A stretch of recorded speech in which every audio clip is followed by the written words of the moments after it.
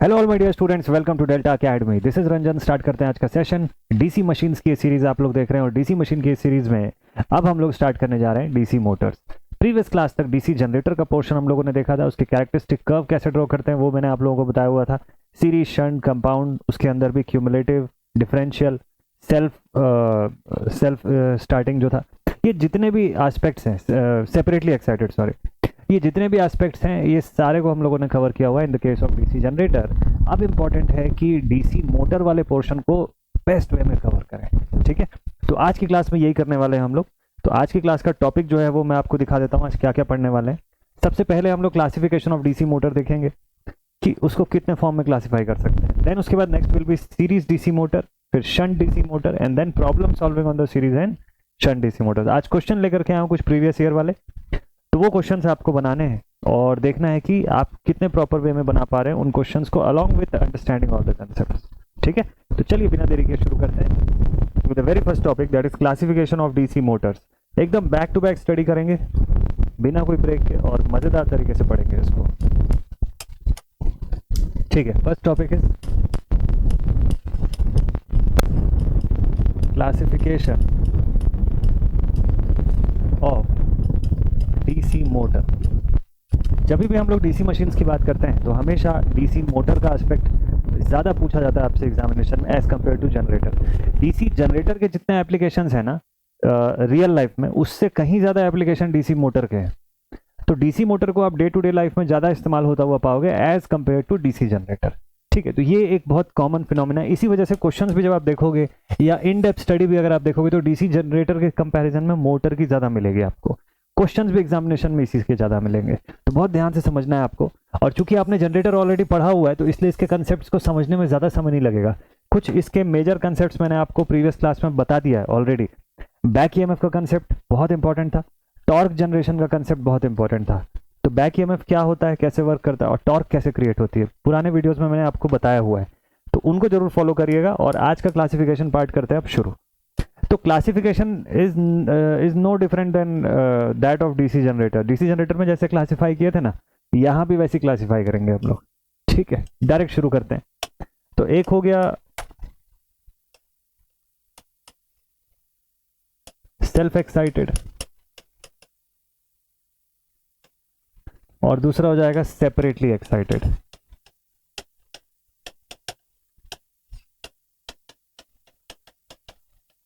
Self excited and separately excited. अब self के अंदर तीन कैटेगरी,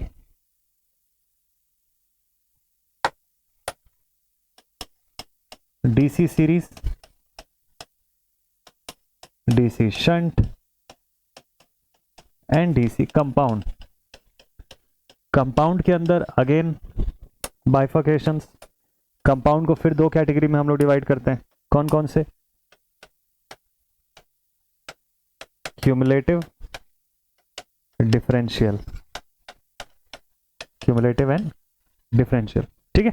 अब क्यूमुलेटिव जो है उसको फिर से आप अगर क्लासिफाई करोगे तो ये फिर से दो कैटेगरी में डिफाइन होता है, long shunt and short shunt. Fundamental वही है।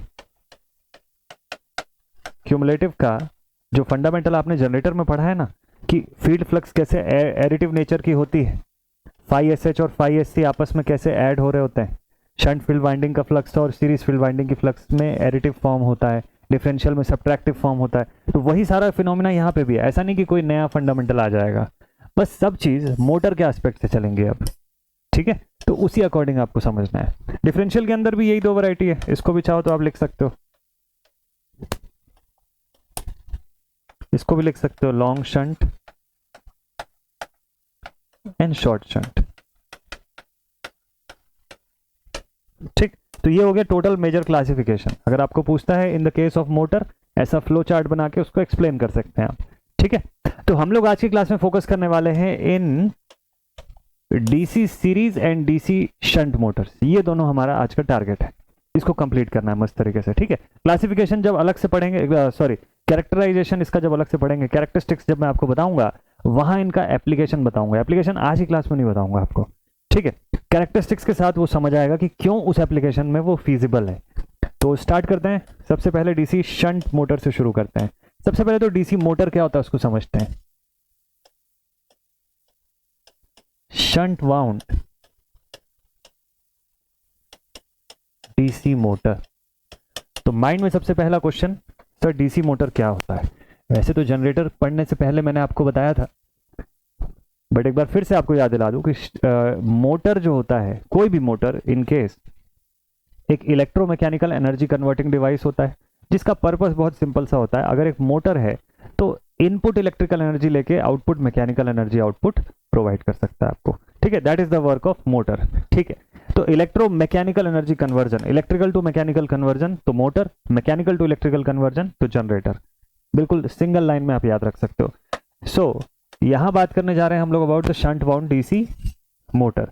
जब भी हम वाइंडिंग की बात करते हैं तो ये वाइंडिंग फील्ड वाइंडिंग को रिप्रेजेंट करती है। किसको? फील्ड वाइंडिंग को, ठीक। ये पॉइंट याद रखना। तो शंट कोई बोले अगर शंट वाउंड है तो इसका मतलब उसकी फील्ड शंट में लगी हुई है। सीरीज वाउंड होगा तो सीरीज फील्ड लगी होगी। मतलब फील्ड वाइंडिंग जो है वो कहां प्लेस्ड है उसका लोकेशन पता चलता है आपको उसके नाम के अंदर, ठीक। इसका बैक ईएमएफ का इक्वेशन इंटरनल सर्किट फॉर्म में निकालना मैंने आपको बताया हुआ है। अब चूंकि मोटर है इसलिए बैक ईएमएफ होगा। नोटेशंस और करंट की डायरेक्शन पे एकदम प्रॉपर फोकस करिएगा, यही मेन है इसके अंदर, ठीक है। सो लेट सपोज यहाँ पे हम लोगों ने V input supply potential provide किया।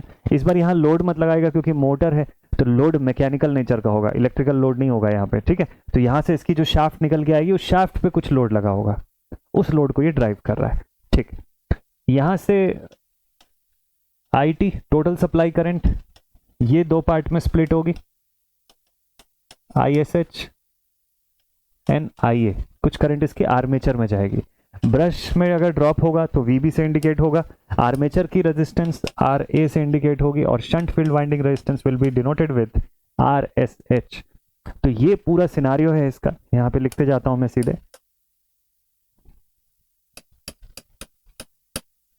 So here we will represent V as supply voltage,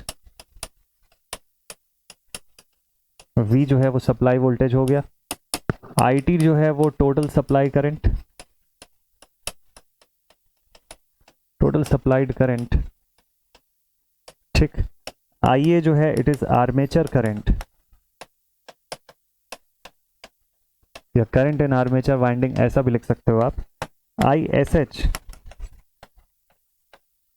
shunt current या शंट फील्ड वाइंडिंग करंट, वैसे ही RA और RSH they are armature and shunt winding resistance, ठीक है। और V भी आपको पता है कि ये ब्रश ड्रॉप पोटेंशियल है। E भी आप सबको पता है कि इट इज बैक EMF, लिख देते हैं इसको भी, चलो। EB is the back EMF। Back EMF का कंसेप्ट हम लोग पढ़े हुए हैं ऑलरेडी, ठीक है। और क्या क्या जानते हैं हम लोग? लिखेंगे we know that, we already know that जो बैक EMF होता है it is given as phi z NP upon 60A। किस फॉर्म से जानते हैं? ये इंटरनल सर्किट फॉर्म के अंदर पढ़ा हुआ है हम लोगों ने ना, एक्सटर्नल नहीं। अभी एक्सटर्नल का इक्वेशन बनाएंगे, लेकिन इंटरनल में पहले से जानते हैं कि EB is given as phi z NP upon 60A। और वी कैन से कि EB जो है it is proportional to phi n, ठीक है। ZP अपॉन 60A जो है इसको हम लोग K से डिनोट करते हैं, तो K phi n के फॉर्म में इक्वेट कर सकते हैं इसको, कांस्टेंट, ये फिक्स्ड होता है। तो अब यहां पे देखना बैक EMF जो है वो फ्लक्स पे डिपेंड करती है, कितना फ्लक्स बन रहा है, या फिर और किसके ऊपर डिपेंड करती है? रेवोल्यूशंस। अब यहां पे थोड़ा सा स्टेटमेंट को ध्यान से समझना, नहीं तो गलती होगी। अगर कोई बोलेगा कि ये रेवोल्यूशंस पे डिपेंड करती है, तो आप ये बताओ कि ये जो रेवोल्यूशन है हम प्रोवाइड कर रहे हैं क्या, या मशीन हमको प्रोवाइड कर रही है? ये तो मशीन हमको प्रोवाइड कर रही है, तो हमको ये पूछना चाहिए कि रेवोल्यूशन किस पे डिपेंड करता है। क्लियर है ये बात? सो वी शुड राइट, जब तक आप जनरेटर पढ़ रहे थे ना वहां पे तक तो ये बात ठीक थी कि generated EMF depends upon revolutions, RPM या फिर फ्लक्स, कि कितना फ्लक्स फील्ड में क्रिएट हो रहा है। लेकिन अभी आप जनरेटर नहीं, अभी आप मोटर की बात कर रहे हो। So when you are talking about motor, so we are more concerned about how on which factor this revolution depends upon, not this back EMF। इसकी बात नहीं कर रहे हैं, यहाँ रेवोल्यूशन किस पे डिपेंड करेगा, कितना आरपीएम हमको आउटपुट में मिलेगा, ये कौन कंट्रोल कर रहा है, ये जानना ज्यादा जरूरी है। तो हम लोग लिखेंगे n is proportional to EB upon phi, लिख सकते हैं ना ये चीज, ठीक है। अच्छा ये भी ध्यान देना कि यहाँ पे फाई जो है वो फाई SH की बात हो रही है। आपको हमेशा से पता है कि जो फ्लक्स की हम बात करते हैं इस इक्वेशंस में, वो हमेशा फील्ड वाइंडिंग की फ्लक्स होती है, ठीक, क्योंकि आर्मेचर की फ्लक्स तो अपोज करेगी ना, हमेशा आर्मेचर रिएक्शन क्रिएट करेगी, तो वो तो हमेशा हमारे मेन फ्लक्स के उल्टे दिशा में काम कर रहा है on the basis of lenz law. तो here the phi that we are taking that is nothing but phi SH, and when phi is constant, then we can say कि n is directly proportional to EB, तो speed in RPM is directly proportional to the back EMF। तो machine कितने speed से चलेगी वो कौन control करेगा, उसका EB कंट्रोल करेगा, ठीक है। अगर फ्लक्स कांस्टेंट है तो फ्लक्स कब कांस्टेंट होगी, कंडीशन, कोई पूछेगा आपसे कि बताओ ये फ्लक्स कांस्टेंट आपने लिखा है, कोई सिचुएशन होती होगी कब फ्लक्स कांस्टेंट होता है, सिचुएशन समझते हैं। Here phi SH will be constant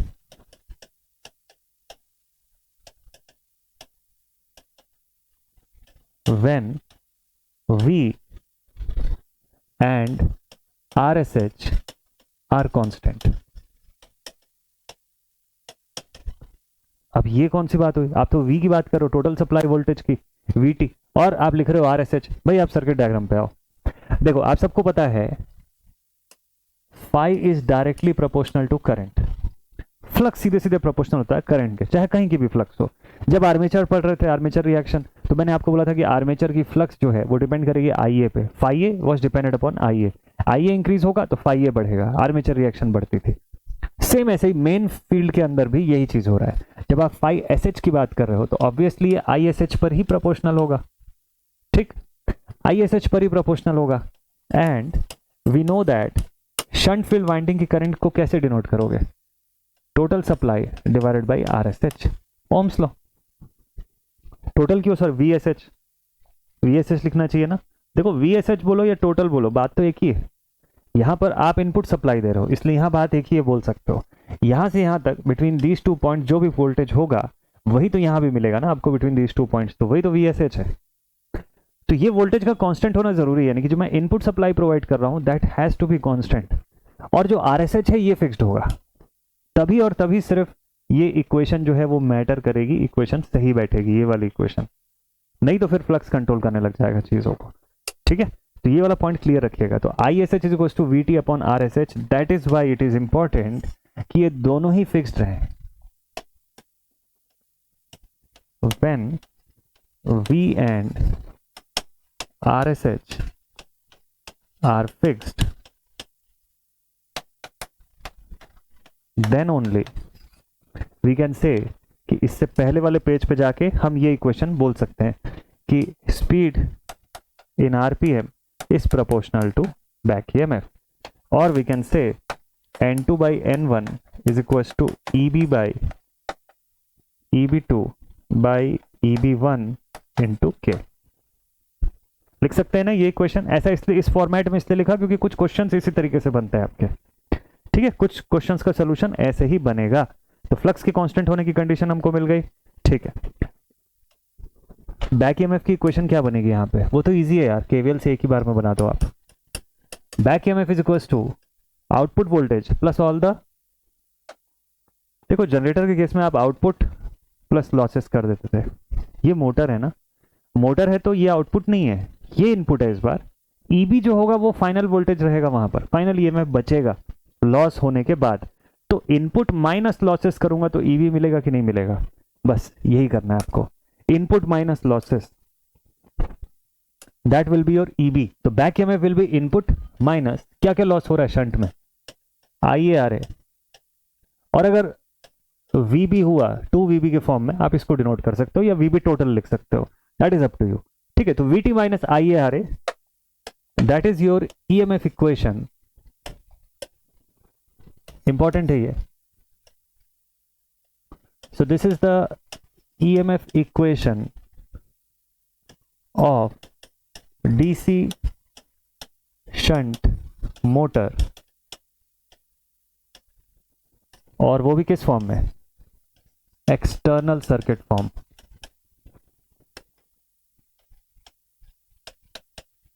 external circuit form, ठीक है। एक्सटर्नल सर्किट फॉर्म में कोई पूछे डीसी शंट मोटर की ईएमएफ इक्वेशन क्या कैसी होती है, दिस इज द आंसर। इस तरीके की इसकी इक्वेशन होगी, ठीक है। समझ जाएंगे इस पॉइंट को सभी लोग। सो दिस इज इट। तो इतना इक्वेशन के बारे में ना आपको नॉलेज जो है वो होना चाहिए अगर आप डीसी शंट मोटर के बारे में बात कर रहे हो तो। अब टॉर्क को लेके अगर क्वेश्चन पूछेगा कि बताओ टॉर्क का क्या सीन है, तो लिखेंगे रिलेशन विथ, यहां एक बढ़िया सा कंपैरिजन आपको दिखाऊंगा कि क्यों सीरीज जो डीसी सीरीज मोटर्स होते हैं उनको हायर टॉर्क प्रोडक्शन के लिए जाना जाता है as compare to DC shunt. क्या ऐसा अंतर होता है? आप कई बार मुझे ये बोलते सुने होंगे कि अगर लोकोमोटिव की बात है, अगर मेट्रो ट्रेन के लिए हमको डीसी मोटर प्रोवाइड करना है तो in that case we will provide DC series motor due to their high starting torque. क्या रीजन है इस चीज का? शंट में ऐसा क्यों नहीं होता है? चलो लिखते हैं रिलेशन विथ टॉर्क। टॉर्क के साथ क्या रिलेशन है? टॉर्क इक्वेशन डिराइव कर चुके हैं हम लोग ऑलरेडी, तो सीधे लिखता हूं since we know that armature torque is given as pi Z P I A upon 2 pi A. तो 1 अपॉन 2 पाई का इक्वेशन निकाले थे 0.159 के फॉर्म में, आपका आंसर आया था, ठीक है। लेकिन मुझे उससे मतलब नहीं है, मुझे सिर्फ कंडीशन से मतलब है कि कब प्रोपोर्शनैलिटी किससे इसकी बनेगी। तो tau A was proportional to, देखो यहाँ पे z हो गया, p हो गया, या 2 पाई हो गया, a हो गया, ये सब कांस्टेंट ही है, ये सब फिक्स्ड है। तो आई कैन से कि tau A is directly proportional to phi and I a. ये तो तय बात है जब ये बाकी सारी चीजें कांस्टेंट है तो इसका मतलब अगर मेरे पास फ्लक्स कांस्टेंट है तो आर्मेचर टॉर्क सीधे सीधे करंट से प्रोपोर्शनल होगी कि नहीं होगी? बहुत इंपॉर्टेंट काम का रिलेशन। मतलब क्या हुआ, मैंने ये बोला कि व्हेन फाई इज कांस्टेंट, और आपको पता है कि कब कांस्टेंट होता है, कब कांस्टेंट होता है? When V and R S H, when V and R S H are constant, तब होगा ये। तो अगर फाई कांस्टेंट है देन वी कैन से कि आर्मेचर टॉर्क जो होगी वो डायरेक्टली प्रोपोर्शनल होगी आर्मेचर करंट के, बोल सकते हैं ना ऐसा। So we can say tau A one upon tau A two will be proportional to I A one upon I A two. अगर कोई दो सिचुएशन मेरे सामने आती है तो कोई ऐसी डबल के फॉर्म में वैल्यूज गिवन रहेगी तो मैं उसको ऐसे रिजॉल्व कर सकता हूं, दिस इज द सिचुएशन। लेकिन ये सिर्फ और सिर्फ तब जारी हो सकता है, तब ये लागू हो सकता है situation only when phi is constant. याद रखना इसमें बहुत इंपॉर्टेंट रिलेशंस है यार, लेकिन इस पूरे का बेस है कि फाई कांस्टेंट अज्यूम करोगे तब। क्वेश्चन को पढ़ना होगा आपको ध्यान से, उस क्वेश्चन से ही समझ में आएगा कि फाई कांस्टेंट हो रहा है नहीं हो रहा है। फाई किस पे डिपेंड कर रहा है? वी और आरएसएच पे। तो क्वेश्चन में हमेशा देखिएगा कि आपकी आरएसएच की वैल्यू चेंज हो सकती है नहीं, वी की वैल्यू चेंज हो रही है नहीं। अगर ये दोनों में से कोई भी एक चीज चेंज हो रहा है then phi will not be constant, और फिर आपको ये पूरा रिलेशन लिखना होगा कि then tau A will depend upon phi and I A, both, दोनों पर डिपेंड करेगा, और फाई का चेंजेस आपको यहाँ लिखना होगा, ठीक है। So this was the complete analysis for DC shunt motor. इतना अगर आप एनालिसिस समझ गए तो समझिए कि टॉर्क का रिलेशन मैंने आपको बता दिया, स्पीड का रिलेशन बता दिया, बैक ईएमएफ का रिलेशन जो है वो along with all the internal circuit portions, पूरा चीज हम लोग इसके बारे में पढ़े, ठीक है। तो थ्योरी कम और काम की चीजें ज्यादा। थ्योरी जब मैं इसकी आपको कैरेक्टरिस्टिक्स पूरा बता दूंगा तब उसके बाद लास्ट में बताऊंगा कि थ्योरी इसकी लिस्ट में लिखनी क्या है। तो मेजरली ये पूरा रिलेशन अगर आपको आ गया तो क्वेश्चन आपसे बनने शुरू हो जाएंगे, ठीक है। अब इसके बाद बात करेंगे हम लोग एक आध क्वेश्चन की। चलो क्वेश्चन बनाते हैं इसका, कुछ बढ़िया सा क्वेश्चन ही बनाएंगे, बेसिक वाले क्वेश्चन नहीं बनाएंगे। बेसिक वाले क्वेश्चन मैं संडे के दिन आपको प्रैक्टिस करवा दूंगा, बहुत सारे जब क्वेश्चंस बल्क में बनाएंगे तो। आज अभी एकदम क्वालिटी क्वेश्चंस बनाने वाले हैं हम लोग। चलिए देखते हैं। एक पहला क्वेश्चन है डीसी शंट मोटर का, ऑपरेटिंग एट 1000 आरपीएम।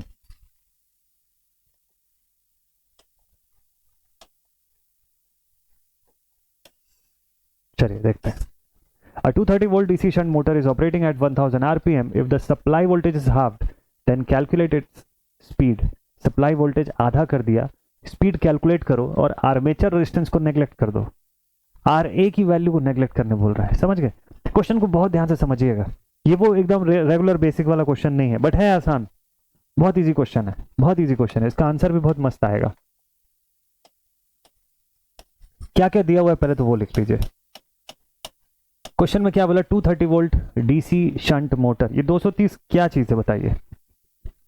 ये जो 230 वोल्ट आपको क्वेश्चन में दिया हुआ है ये क्या चीज है? मैं आपको एक चलो रिलेशन बताता हूँ, इस क्वेश्चन को सॉल्व करने का रिलेशन, फिर डेटा पुट करके आप इसको खुद से पुट कर दीजिएगा. ठीक है? आपको 230 वोल्ट का V दे दिया, motor is operating eight RPM. N1 दे दिया आपको 1000 RPM. Voltage is halved.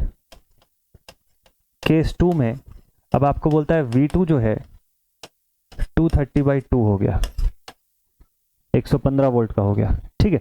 Then calculate its speed. अब बोलो N2 कितना होगा? इसको V1 लिख लो. Neglect the armature resistance. R a जो है नेग्लेक्टेड. ठीक. अब इस रिलेशन पे कैसे पहुंचोगे आप ये बताओ. वोल्टेज और स्पीड का रिलेशन, आपने तो ईएमएफ और स्पीड का रिलेशन देखा हुआ है. चलो इसी का यूज करते हैं. सोल्यूशन में देखिएगा, तो वहां लिख चुका हूं मैं. चलिए देखते हैं सोल्यूशन में. तो सबसे पहले बात करते हैं बैक ईएमएफ का इक्वेशन क्या होता है. बैक ईएमएफ में हम लोग लिखते हैं total voltage minus all the drops आईए आर ए. क्योंकि ब्रश ड्रॉप दिया नहीं है इसलिए मैं अज्यूम भी नहीं करूंगा, और मुझे क्वेश्चन में पहले ही बोल दिया कि आर ए नेग्लिजिबल है.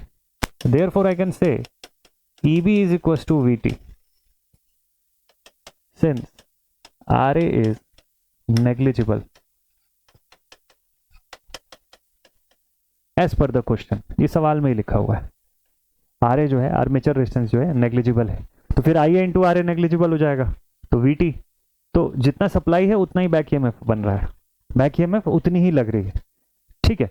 अब लॉजिकली सॉल्व यहीं पे हो गया आपका क्वेश्चन. जो मैंने स्टेटमेंट बोला अगर उसको आप ध्यान से सुने होंगे तो क्वेश्चन का आंसर यहीं आ गया.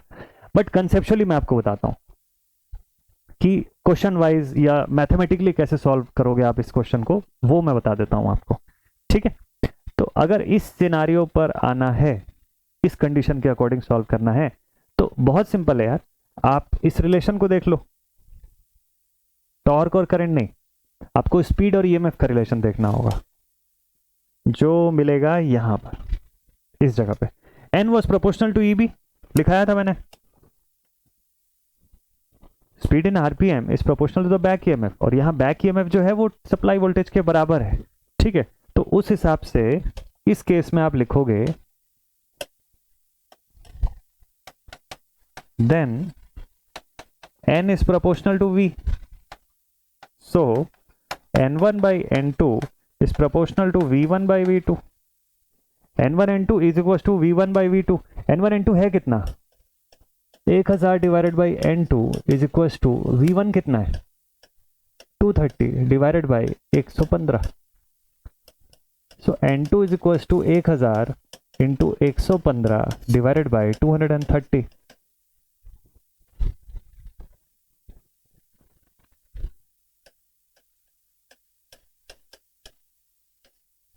यही आ रहा है क्या? 500 आरपीएम. थोड़ा सा सोचना, मैथमेटिकली कैलकुलेट करोगे तो ऐसा दिखेगा कुछ. समझ रहे हैं क्या हम लोग इस चीज को? देखिए, क्या डायरेक्टली ये लिखना सही होगा यहां पे? देखिए जरा, ये पॉइंट सबको सही लग रहा है क्या? जितने लोग को सही लग रहा है एक बार माइंड में हाँ या ना बस कर लीजिए, फिर मैं आगे बताऊंगा. सोच लिया सबने? आंसर सही लग रहा है ना? एकदम मस्त लग रहा है ना? 500 आ गया आप लोगों का भी कैलकुलेट करके? अगर 500 आप लोगों का आ गया है आंसर, तो इसको ऐसे राउंड करिए और ये वाला मार्क बना दीजिए उसके ऊपर. आप बोलेंगे सर ये क्या कर रहे हो आप?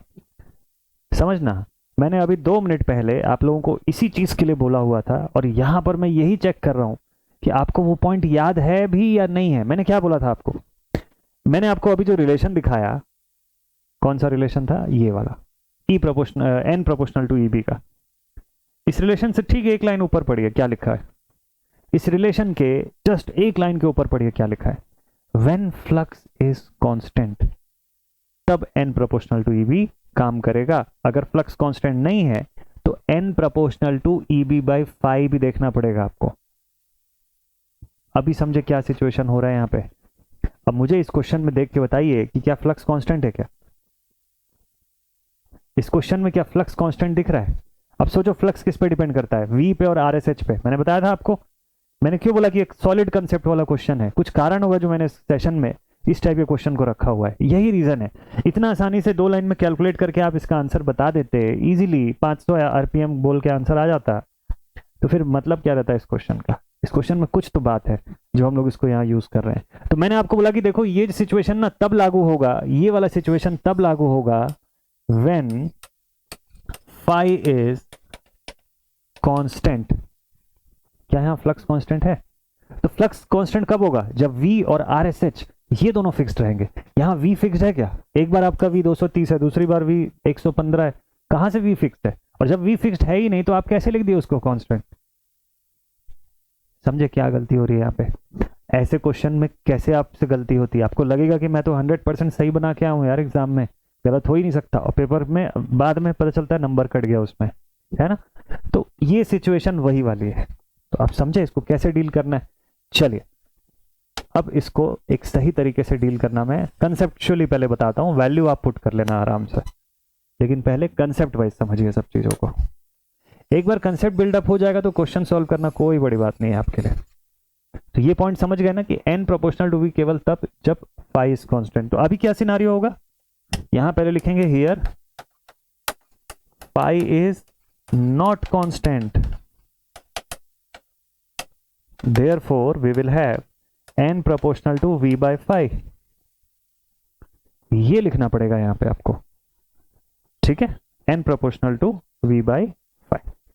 फाई किस पे प्रोपोर्शनल होता है? अच्छा फाई डिपेंड किस पे करता है? अब मेरे पास फाई की यहां कोई वैल्यू नहीं है, तो क्या लिखूं मैं?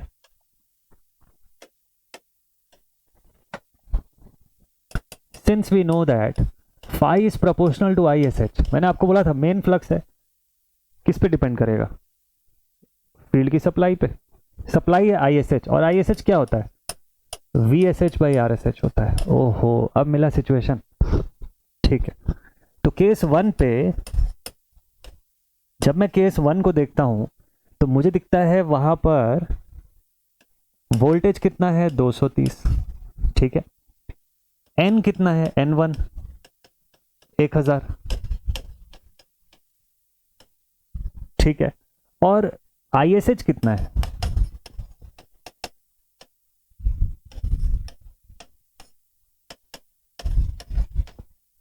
VSH1/RSH1। VSH मतलब वही V टोटल। अच्छा 230 डिवाइडेड बाय क्या शंट फील्ड वाइंडिंग का रेजिस्टेंस दिया है क्या? नहीं दिया ना, इसको ऐसे ही लोकली अज्यूम करके चलो RSH1। ये फर्स्ट केस है। और केस 2 में क्या दिया हुआ है? केस 2 में बोलता है कि V2 जो है वो 115 वोल्ट हो गया, N2 तो अननोन है, और ISH2 का क्या सीन है? तो ISH2 जो होगा वो V2/RSH2। चलो मैं यहाँ पे अगर कुछ नहीं दिया हुआ है तो मैं ये तो बोल देता हूँ कि RSH1 और RSH2 एक ही है, तो मैं उसको 1 2 करके अलग से क्यों लिखूं? रेजिस्टेंस है, मुझे क्वेश्चन में कहीं नहीं बोला कि इसका रेजिस्टेंस बदल रहा है, तो मैं तो यही मानूंगा कि शंट फील्ड वाइंडिंग की रेजिस्टेंस तो दोनों जगह सेम है, ठीक। अब इन दोनों इक्वेशंस को लेके अब मैं फाइनल कंक्लूजन पे पहुंचूंगा।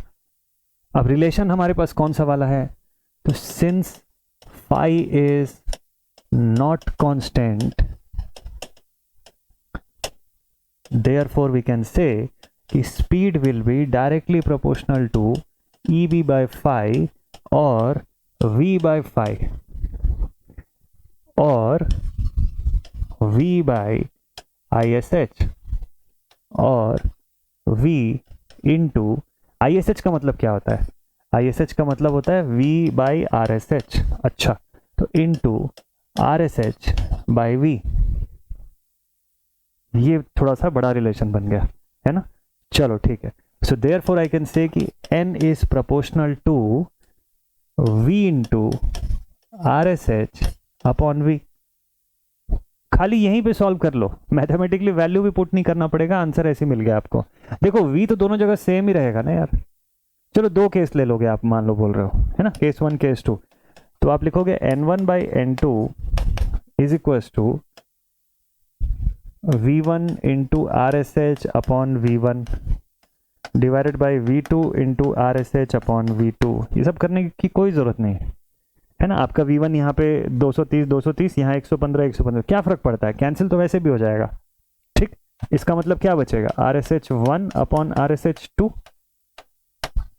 और मैंने पहले ही बोला कि आर एस एच 1 2 तो सेम ही है, ये भी कैंसिल आउट हो गया, क्या बचा 1 बचा। n1 कितना दिया है 1000 upon n2 is equal to 1, therefore n2 is how much 1000 RPM. Machine के आरपीएम में कोई चेंजेस नहीं आया, it is all same. This is your final answer. 500 नहीं 1000 आरपीएम, वही सेम जो क्वेश्चन में दिया हुआ था वही आंसर आएगा आपका एट द एंड। मैंने पहले ही पेज में आपको बोला था कि देखो लॉजिकली अगर सोचोगे ना कंसेप्ट वाइज, तो आंसर तो पहले ही पेज में आ गया था। अगर AJE के पेपर में यही सवाल मुझसे पूछा होता तो मैं इतने पेज तक सॉल्व ही नहीं करता उसको, मेरा आंसर तो यहीं पर आ गया था, इसी पॉइंट पर। कैसे आया था यहाँ पे, देखो आरए को नेग्लेक्ट करने बोल दिया मुझको। आरए को जैसे ही मैंने नेग्लेक्ट किया, इस सिचुएशन को देखते ही मुझे आंसर मिल गया था। पहले क्या सिचुएशन थी, आर्मेचर रेजिस्टेंस के वजह से ही तो वहां ड्रॉप हो रहा था ना, अगर करंट फ्लो हो रही थी तो। अब ये तो ड्रॉप ही नेग्लिजिबल हो गया, आरए हटा मतलब पूरा ड्रॉप हट गया। ड्रॉप हो ही नहीं रहा है, मतलब जितना सप्लाई दे रहा हूं उतना बैक ईएमएफ बन रहा है। बैक ईएमएफ का कंसेप्ट क्या बोलता है कि बैक ईएमएफ का कंसेप्ट ये बोलता है कि वो अपोज करेगा अपनी कॉज को। क्या करेगा, अपनी कॉज को अपोज करेगा। तो जब आपकी सप्लाई उस बैक ईएमएफ को ओवरकम करेगी तब आपकी मशीन के आरपीएम में कुछ चेंजेस आएगा। अगर वो रेस्ट पे है तो रेस्ट पे ही रहेगी, 1000 आरपीएम पे तो 1000 पर ही रहेगी, 10,000 पे तो 10,000 पे ही रहेगी। There will be no change जब तक कि आप उसको ओवरकम ना कर सको। बराबर पे रखोगे तो आरपीएम भी उतने का उतना ही रह जाएगा, नो चेंज। समझ गए, बहुत प्यारा क्वेश्चन था। आई होप इसका कंसेप्ट प्रॉपर समझ में आया होगा। तो इस क्वेश्चन का करेक्ट आंसर क्या है, 1000 RPM, still it will be at 1000 RPM. यही हमारे क्वेश्चन का आंसर भी है। परफेक्ट, चलो नेक्स्ट पॉइंट पे चलते हैं और एक क्वेश्चन बनाते हैं।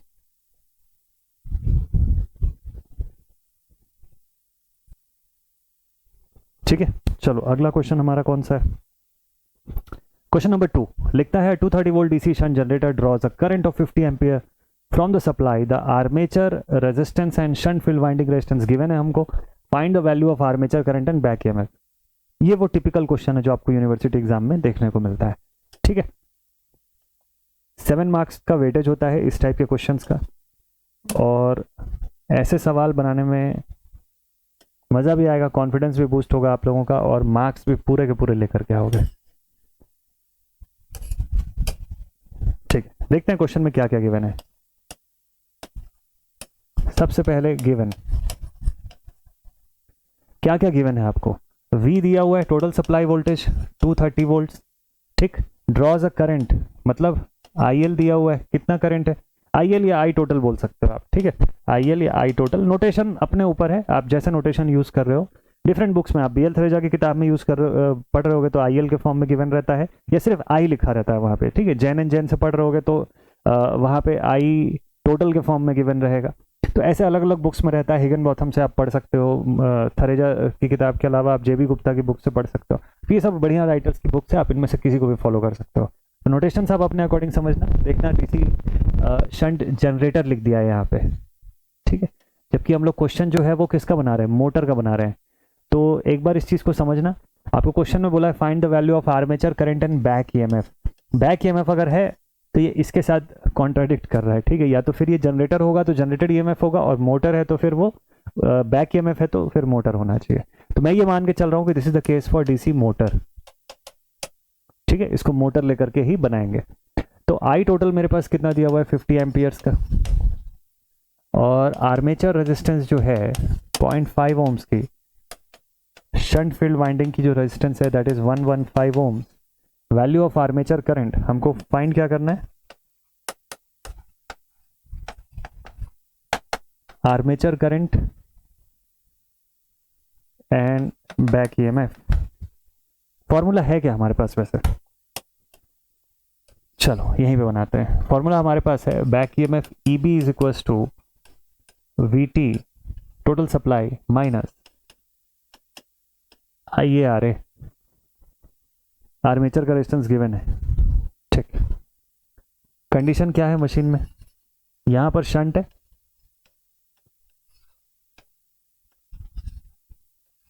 ये हमारा जनरेटर है, इसका आर ए दिया हुआ है 0.5, सप्लाई वोल्टेज जो है वो गिवन है 230, बैक ईएमएफ नहीं पता, ब्रश ड्रॉप भी नहीं दिया हुआ है हमको कायदे से क्वेश्चन में, ठीक है। आरएसएच की वैल्यू 115 ओम्स और आईए की वैल्यू नहीं गिवन है, आईएसएच, लेकिन आई टोटल गिवन है 50 amperes, I total is 50 amperes, ठीक है। बहुत सिंपली बना लोगे आप लोग, देखना कोई बहुत ज़्यादा ऐसा कोई बहुत डिफिकल्ट क्वेश्चन नहीं है, आसानी से बन जाएगा, ठीक है। चलिए शुरुआत करते हैं। तो पहले क्या क्या दिया हुआ है उसको पुट करते हैं। यहाँ पे 230 पुट करेंगे, आईए की जगह कुछ नहीं पुट कर सकते, आरए की जगह पे हम लोग उसकी वैल्यू पुट कर सकते हैं। आईए निकलेगा कैसे, हमको पता है आर्मेचर करंट जो होता है वो total current minus shunt field winding current होता है। आईएसएच निकल गया तो आंसर आ जाएगा। आईएसएच कैसे निकलेगा, ISH is equal to V total divided by R, यानी कि 230 डिवाइडेड बाई 115, यानी कि 2 एम्पियर्स। क्या आया, आईएसएच आया, ठीक है। आईएसएच की वैल्यू मिल गई, यहाँ पे पुट कर दीजिए। अब क्या आएगा ये, now we will get armature current as total 50 minus ISH 2 which makes it equal to 48 ampere. तो आर्मेचर करंट की वैल्यू कितनी, 48 एम्पियर। एक आंसर आ गया यहाँ से, ये वाला। दूसरा बैक ईएमएफ पूछा है, इसके अंदर वैल्यू पुट कर दीजिए, बैक ईएमएफ आ जाएगा। Back EMF is equal to VT यानी कि 230 माइनस 48 इंटू आर्मेचर रेजिस्टेंस 0.5, तो ये हो जाएगा back EMF equals to 230 minus 24, back EMF आ गया 206।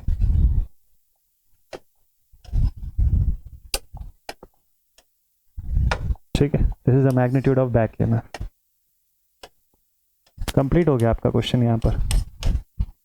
यही सवाल 7 मार्क्स, 10 मार्क्स, 14 मार्क्स इतने तक जाता है, तो मुझे नहीं लगता इसको फाइंड आउट करने में आपको कोई डिफिकल्टी जाएगी। तो यहाँ तक था आपका शंट, उसका कुछ 1-2 क्वेश्चन प्रैक्टिस, डिटेल ज़्यादा नंबर ऑफ क्वेश्चंस प्रैक्टिस करने के लिए संडे का सेशन हम लोग यूज़ करेंगे, जिसमें full number of questions practice करेंगे, ठीक है। यहाँ तक सिर्फ इतना क्वेश्चन जिससे आपका कंसेप्ट क्लियर हो सके। अब चलते हैं हम लोग नेक्स्ट टॉपिक पर, जो कि है DC series motor. DC series motor, series DC motor का कंसेप्ट क्या बोलता है। देखो सीरीज मोटर है ना, तो फील्ड वाइंडिंग कहां पे लगी होगी, इसके सीरीज में लगी होगी। Field winding would be connected in its series, ठीक है, ठीक है, ठीक है।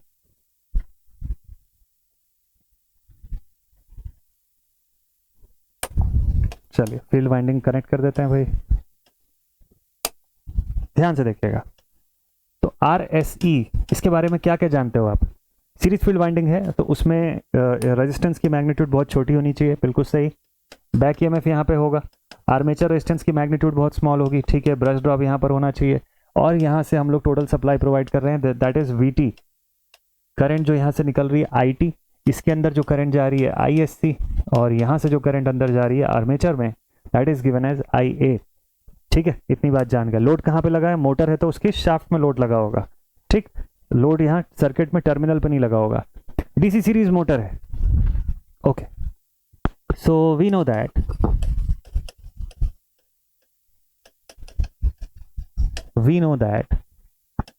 Back EMF EB is 5ZNP upon 60A। ये जनरल है ना, इंटरनल सर्किट फॉर्म के हिसाब से, तो ये हर जगह लागू होता है, चाहे सीरीज हो, शंट हो, कंपाउंड हो। बैक ईएमएफ का इक्वेशन हम लोग ऐसे ही लिखते हैं, क्योंकि इंटरनल सर्किट है ना, कंस्ट्रक्शन वाइज तो कोई डिफरेंस है नहीं। तो इंटरनल पोर्शन में तो सब चीज सेम है, एक्सटर्नल में देखते हैं कि ओवरऑल इफेक्ट क्या हो रहा है, फील्ड कहाँ लगी है और बाकी अदर थिंग्स। तो 5ZNP अपॉन 60A, या फिर हम लोग बोलते हैं कि बैक ईएमएफ जो है it is proportional to 5 into N, और वी कैन से कि N is proportional to EB upon 5। हाँ, ये चीज ठीक है। फाई यहाँ पे कांस्टेंट होगा कि नहीं होगा, बस ये बताइए मुझे जल्दी से। फाई यहाँ पे इस केस में फाई यानी कि फील्ड फ्लक्स कांस्टेंट होगा या नहीं होगा, फ्लक्स पर पोल जिसको हम लोग लिखते हैं, है ना। तो फाई कांस्टेंट होगा, बिल्कुल गलत, फाई कांस्टेंट नहीं होगा। क्यों नहीं होगा, समझना रीजन। मशीन के शाफ्ट से आपने लोड कनेक्ट किया, लोड अगर अचानक से हैवी हो गया तो आर्मेचर ज्यादा करंट ड्रॉ करेगा, करंट अगर ज्यादा ड्रॉ करेगा, करंट अगर ज्यादा ड्रॉ करने लग गया तो आईए की वैल्यू बढ़ेगी ना, और आईए हैवी ड्रॉ किया इसका मतलब आईएससी हैवी ड्रॉ होने लग गया, क्योंकि इस बार सारी करंट्स तो सेम है ना।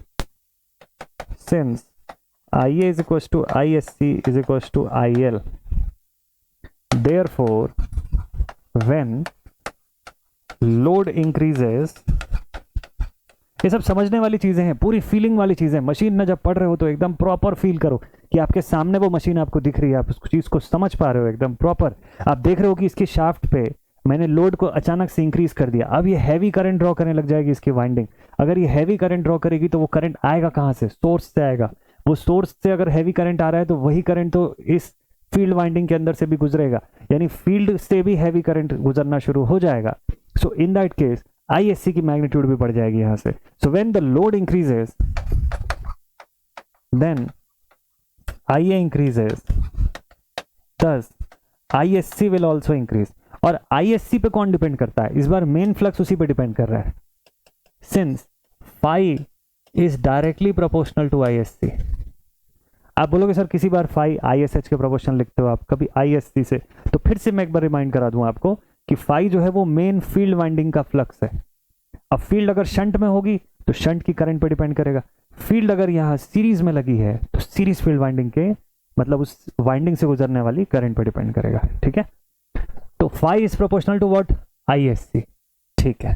सो देयरफॉर इफ ISC changes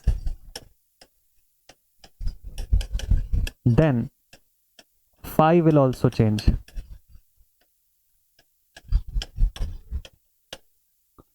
तो यहां कैसे बोल सकते हो आपकी फाई कांस्टेंट रहेगा, यहां पे तो ये बात लागू ही नहीं होती है, ठीक है।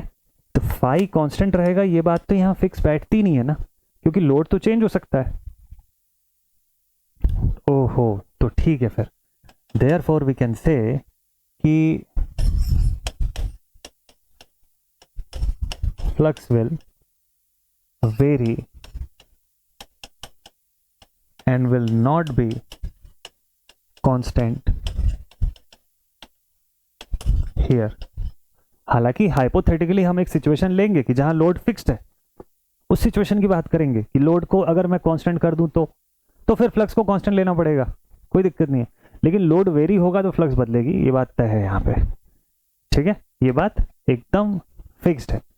शंट में ऐसा होता था क्या, शंट मशीन की लोडिंग अगर मैं चेंज करता था तो देखो, शंट की लोडिंग में मैं कुछ भी चेंज करूँ ना, मेरा ISH जो है उसमें चेंज नहीं हो रहा है। अगर मैं R को फिक्स कर दिया और V को फिक्स कर दिया तो देखा आपने कि मैंने वहां पे लोडिंग को लेके कुछ नहीं बोला, मैंने आपको कब कहीं पे भी ये नहीं बोला कि लोड बढ़ा देंगे तो शंट में ISH की वैल्यू ज़्यादा हो जाएगी तो उससे फ्लक्स बदल जाएगा, ऐसा कुछ नहीं बोला। क्यों, क्योंकि वो शंट फील्ड अलग है, वो तो डिपेंड ही नहीं कर रहा है ना इन चीज़ों के ऊपर, उसको मतलब है सिर्फ सप्लाई वोल्टेज से और शंट फील्ड की रेजिस्टेंस से।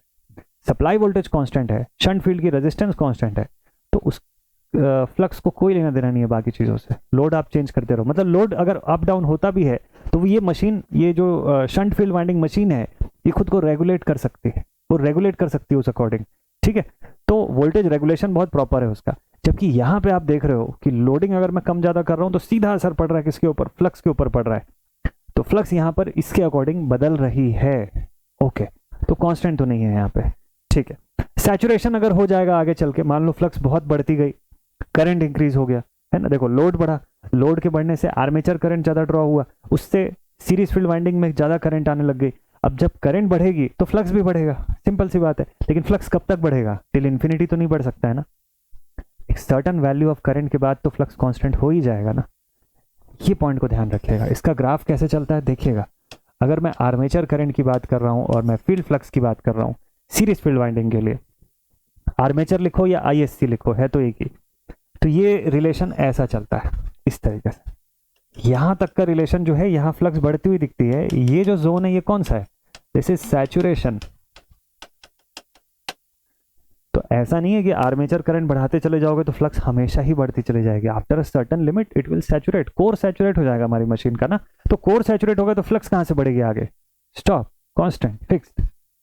ठीक, यहां तक की बात समझ आई आप लोगों को? अच्छा ठीक है। अब बोलोगे सर क्या क्या डेप्थ में पढ़ाने लग जा रहे हो आप? मशीन है ना, याद तो कर ही नहीं सकते, इसको पढ़ ही सकते हैं, समझ ही सकते हैं। इंजीनियर हैं तो समझ के ही चलेंगे, हाँ इंजीनियर नहीं है तो याद करके चल सकते हैं। चलो, तो flux will very and will not be constant here, बात सही है एकदम, हाँ बिल्कुल सही है। तो बिफोर सैचुरेशन क्या हो रहा है? Before saturation what will happen before saturation? भाई कोर के सैचुरेट होने से पहले तो flux is not constant. Core के सैचुरेट होने से पहले फ्लक्स कांस्टेंट तो है नहीं। अच्छा, तो इसका मतलब फिर सर यहाँ पे क्या रिलेशन लागू होगा? तो फिर रिलेशन यही लागू होगा, n proportional to EB upon phi. n proportional to EB upon phi. भाई फाई को कांस्टेंट मत शो करो, फाई की वैल्यू से भी क्या चेंजेस हो रहा है वो दिखाओ। अच्छा, सो देयरफॉर अगर मैं इसको n1 बाई n2 के फॉर्म में लिखूं तो यहां लिखूंगा EB1 upon EB2 into phi 2 upon phi 1। मान लो दो कंडीशन दे दिया मुझे मशीन में कि किसी क्वेश्चन में, तो ये रिलेशन पे मैं शो कर सकता हूं कब? When the flux is not constant.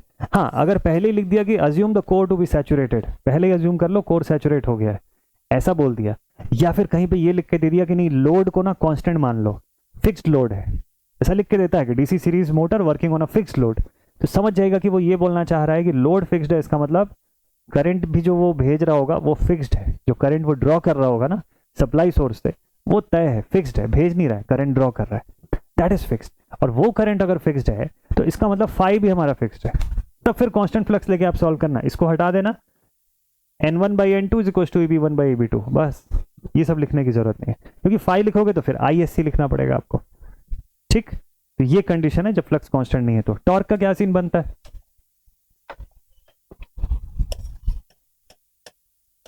Torque का क्या सीन है? अब देखो हम लोग जानते हैं कि armature torque is proportional to phi into IA। अब चूंकि फ्लक्स तो कांस्टेंट है ही नहीं, since phi is not constant, thus tau A1 upon tau A2 is proportional to phi 1 upon phi 2 into IA1 by IA2। Relation एकदम clear है ये वाला, डायरेक्टली लिख सकते हो जैसा एक्सप्रेशन गिवन होगा उसके अकॉर्डिंग। ठीक है ठीक है ठीक है, डन। अगर कांस्टेंट हुआ तो पहले वाला रिलेशन। कोई पूछेगा कि सर अगर कांस्टेंट हुआ तो, क्वेश्चन में अगर कांस्टेंट दिया है तो कोई दिक्कत नहीं यार, वो तो आप पिछले केस में लिख ही चुके हो। Then tau A is proportional to, phi तो कांस्टेंट है तो प्रोपोर्शनल टू IA बचेगा, therefore tau A1 upon tau A2 is equal to IA1 by IA2। आसान है ना ये रिलेशन लिखना। अरे सर बैक EMF का भी बता दो, क्या लिखेंगे? चलो बैक EMF भी बता देता हूँ। Last thing, back EMF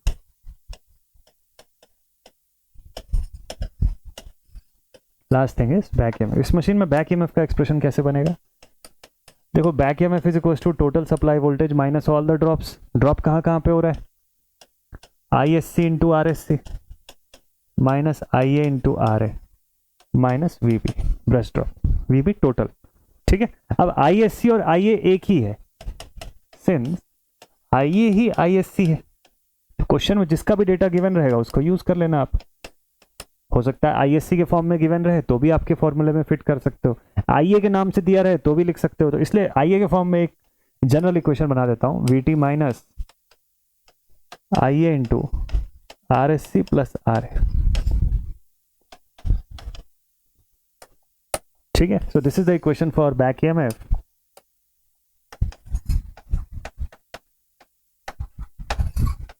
of DC series motor, DC series motor back EMF का इक्वेशन है। ब्रश ड्रॉप अगेन ऑप्शनल होती है, गिवन है तो ठीक है, नहीं गिवन है तो आप उसको मत अज्यूम करिएगा, ठीक है। सो ये कंडीशन है। अब दूसरा सिनारियो, अब एक सिनारियो और आएगा माइंड में, ठीक है।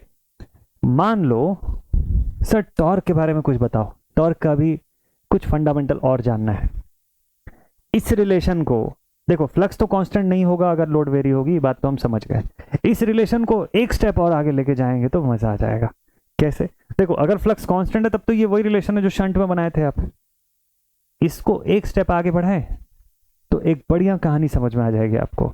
एक ही लाइन के बाद एक नया कंसेप्ट है, बहुत सुंदर कंसेप्ट है, बताता हूं। अब मुझे बताओ कि फ्लक्स किसके ऊपर प्रोपोर्शनल है? आप बोलोगे फ्लक्स तो सर आपने लिखाया था सीरीज करंट के ऊपर प्रोपोर्शनल है। हाँ, अब मैंने बोला कि since ISC equal to IA है यहाँ पे, देयरफॉर आई कैन से कि flux is proportional to IA। ये लिखना गलत होगा क्या? ये भी लिखना तो सही है ना, सीरीज फील्ड वाइंडिंग के लिए। अगर ऐसा है तो मैं यही IA उठा के इधर लेकर के आता हूं या इस इक्वेशन के अंदर लेके आता हूं, ये वाली इक्वेशन में पुट करता हूं, ठीक है। So therefore I can say कि armature torque is proportional to phi into IA और IA into IA, therefore armature torque is proportional to IA का स्क्वायर। अब ये हुआ कुछ नया चीज, ये हुआ कुछ मजेदार चीज। मतलब समझे क्या हो रहा है? आर्मेचर टॉर्क जो है वो आर्मेचर करंट के स्क्वायर वैल्यू के प्रोपोर्शनल चल रही है, उसके स्क्वायर के फॉर्म में। तभी तो हमको हाई स्टार्टिंग टॉर्क मिल रहा है उस मशीन के अंदर। स्टार्टिंग टॉर्क कैसे? मतलब देखो, जब मशीन को आप स्टार्ट किए तो इनिशियली मशीन रेस्ट के स्टेट में है, वो हैवी करंट ड्रॉ करेगी, IA की वैल्यू हाई होगी। IA जैसे ही हाई होगा, टॉर्क का क्या सीन है? तो टॉर्क उसके स्क्वायर की वैल्यू पर डिपेंड कर रहा है। मतलब ये कि अगर IA 2 एम्पियर ड्रॉ हो रहा है तो टॉर्क किसके प्रोपोर्शन पे बन रहा है? 4 एम्पियर के प्रोपोर्शन पे बन रहा है। समझे? ये सिनारियो हो रहा है। तो इसीलिए हम लोग बोलते हैं कि DC सीरीज मोटर जो है वो हाई स्टार्टिंग टॉर्क क्रिएट करने की कैपेबिलिटी रखती है। तो ड्यूरिंग स्टार्टिंग जो हमको हाई स्टार्टिंग टॉर्क चाहिए, जैसे मान लो कोई ट्रेन में आपने कनेक्ट किया इस मोटर को, मेट्रो का एग्जाम्पल ले लो, ठीक है। मेट्रो में ट्रेन चलती रहती है तब चढ़ जाते हो आप, या ट्रेन खड़ी होती है, रुकती है, रेस्ट पे आती है, 0 स्पीड पे आती है, N0 हो जाता है, तब आप उस पर चढ़ते हो। सेकंड वाला सिनारियो है ना, फर्स्ट वाला मत करना, बहुत डेंजरस होता है, ठीक।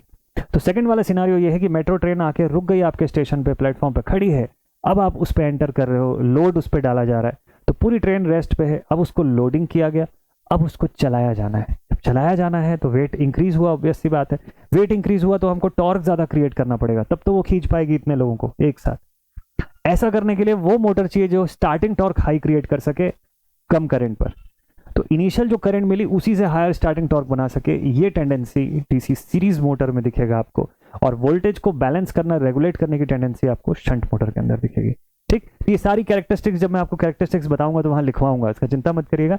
अभी सिर्फ एक्सप्रेशन के साथ आपको मैं चीजों को रिलेट करना सिखा रहा हूं कि कैसे क्या एक्सप्रेशन आया और उससे रियल लाइफ में उस मशीन के वर्किंग में कौन सी चीज आपको दिखेगी, कौन सी चीज होती हुई समझ आएगी। इन दोनों चीजों को बैलेंस करके पढ़ना है आपको, ठीक है। सिर्फ इक्वेशन रट के नहीं जाना है, क्वेश्चन तो वैसे भी बन जाएगा आपसे। क्वेश्चन बनाना कोई बड़ी बात नहीं है। लो एक शंट का क्वेश्चन देता हूं आपको, और जितना चीज अभी आपने एक्सप्रेशंस लिखा है उसमें ना बने तो मुझे बताना। सीरीज का, सॉरी शंट का तो बना लिए, ये लो सीरीज का। इस क्वेश्चन में ऐसा कुछ दिख रहा है आपको जो नहीं बनने वाला है? 200 वोल्ट का DC सीरीज मोटर है, 0.1 की आर्मेचर रेजिस्टेंस है, लोड करंट जो ये ड्रॉ कर रहा है 50 एम्पियर की, सीरीज फील्ड वाइंडिंग 0.15। बोलो बैक EMF कितना होगा? Calculate the mechanical power developed. आसानी से बन जाएगा, टेक्निक बता दे रहा हूं। बैक EMF तो वैसे भी बना लोगे आप, मैकेनिकल पावर डेवलप्ड बस मैं आपको बता देता हूं। That is EB into IA, mechanical power developed. Mechanical power कहां मिलेगा बताओ? आर्मेचर से बाहर मिलेगा ना, मतलब रोटर की शाफ्ट से निकल के आएगा ना मैकेनिकल पावर।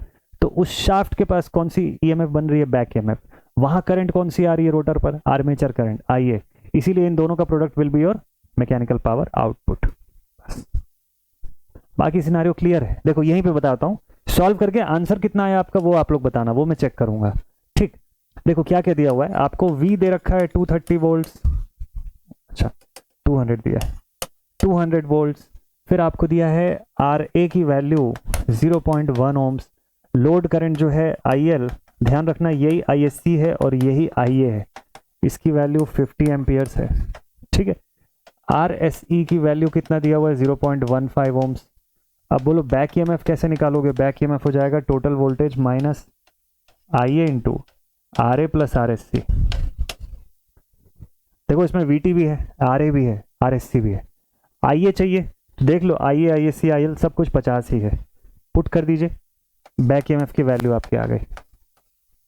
एक बार बैक ईएमएफ आया तो अब मैकेनिकल पावर कैसे निकालोगे, mechanical power is equal to EB into IA। अब बोलो इस क्वेश्चन में क्या ऐसा आपको टफ लग रहा है जो नहीं बनेगा, जो मैंने बताया हो आपको जो पूरा इक्वेशंस और उसके बावजूद ना बन रहा हो, बिल्कुल बनेगा यार। और ये सवाल ना नॉर्मल नहीं है, ये सब क्वेश्चन आपको 7 मार्क्स में पूछेगा एग्जामिनेशन में, मिनिमम 7 मार्क्स में, मिनिमम 7 नंबर का क्वेश्चन। बाकी आपकी यूनिवर्सिटी के पैटर्न के हिसाब से कुछ में 80 मार्क्स का पेपर होता है, किसी में 100 नंबर का पेपर होता है, उस अकॉर्डिंग इसका मार्क्स वेरी करता है। 7 मार्क 10 मार्क 14 मार्क्स तक जाते हैं। तो ये 14 में तो नहीं पूछता है, लेकिन 7 और 10 में पूछता है इस टाइप का क्वेश्चन। बना लोगे? कितना आंसर है PM का और कितना आंसर है EB का इस क्वेश्चन का जरूर से बताइएगा। तो सेशन को आज मैं यहीं पर एंड अप करता हूँ। थोड़ा लेट से आया ये वीडियो आप लोगों के लिए, क्योंकि मैं आखिरी मोमेंट तक शूट कर रहा था, तो इस वजह से लाइव क्लास भी लूंगा आप लोगों के लिए जल्दी ही। तो मजा आएगा, मस्त पढ़ते रहिएगा। मिलते हैं आप सभी से नेक्स्ट सेशन में। Till then take care all my dear students and keep watching all of this sessions. Stay connected and thank you so much for watching this video. अगली class cumulative compound and differential compound की। Thank you so much. जय हिंद।